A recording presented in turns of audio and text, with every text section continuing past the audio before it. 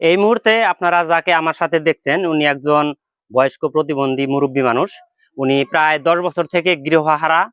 উনি ডিগ্রিচর, প্রথমত ডিগ্রিচর থেকে আমাদের চরসলমারি আসে প্রায় মোটামুটি 10 বছর, কিন্তু বর্তমানে উনি সবসময় কান্নাকাটি করে বাড়িতে যাওয়ার জন্য। যারা আমার এই ভিডিওটা দেখছেন এই মুহূর্তে, আপনারা মানবিক দৃষ্টিতে এই ভিডিওটা যথেষ্ট পরিমাণে শেয়ার করবেন, যেন আপনার একটা শেয়ারের কারণে উনি ওনার পরিবারকে খুঁজে পায় এবং উনি ওনার বাড়িতে পৌঁছে যেতে পারে।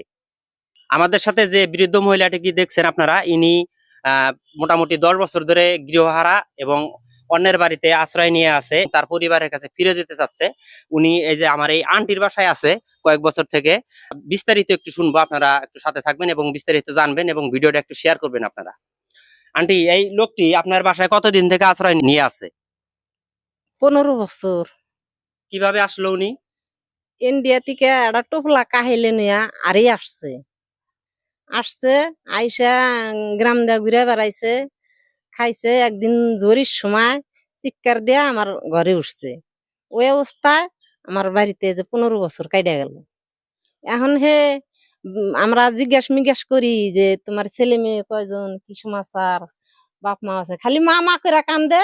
আর 3টা ছেলে আছে তাই বলে। আর ছেলে গোর নাম হোস করলি ভালো করে কইতে পারে না। তোমার পাগলি ফাগলি সুন্দর তো কইতে পারে না। তবে কয় বোঝা যায় যে আমার পোলার নাম, একটার নাম আদু, একটার নাম কাইডে, একটার নাম ইসমাইল, এটুক বোঝা যায়। এখানে হ্যার নাম জিজ্ঞাসা করলি কয় হাকসুমে হাড়া কয়, একদিন কয় নূরজাহান, একদিন কয় আদুরি, এরকম বলে। তখন শরিকরা পাগল বিলে আমরা আর কিছু জিজ্ঞেস করি না। ধন্যবাদ আপনাকে। আপনারা হয়তো বুঝতে পারতেছেন এই মুহূর্তে, এই যে এই প্রতিবন্ধী লোকটি সঠিকভাবে কথা বলতে পারে না এবং উনি একজন প্রতিবন্ধী। আপনারা একটু ভিডিওটা শেয়ার করে দিবেন, হয়তো আপনারা বুঝতে পারলেন। উনি ইন্ডিয়া থেকে হয়তো পারাবার হয়ে বাংলাদেশে ঢুকে পড়ে এবং এভাবেই এই আশ্রয়ে আছে বাংলাদেশে। কিন্তু বর্তমানে উনি আসলে বয়সটা শেষের দিকে, প্রায় বাড়িতে যাওয়ার জন্য মরিয়া হয়ে উঠেছে। আপনাদের শেয়ারের মাধ্যমে কিন্তু আসলে আর পরিবার যদি এনার ভিডিওটা দেখতে পারে, অবশ্যই তার পরিবারের কাছে সে পৌঁছাতে পারবে।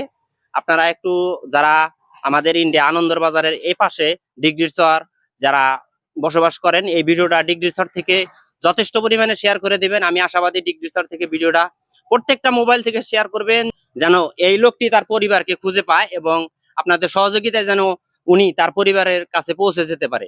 ধন্যবাদ সকলকে, ভালো থাকবেন।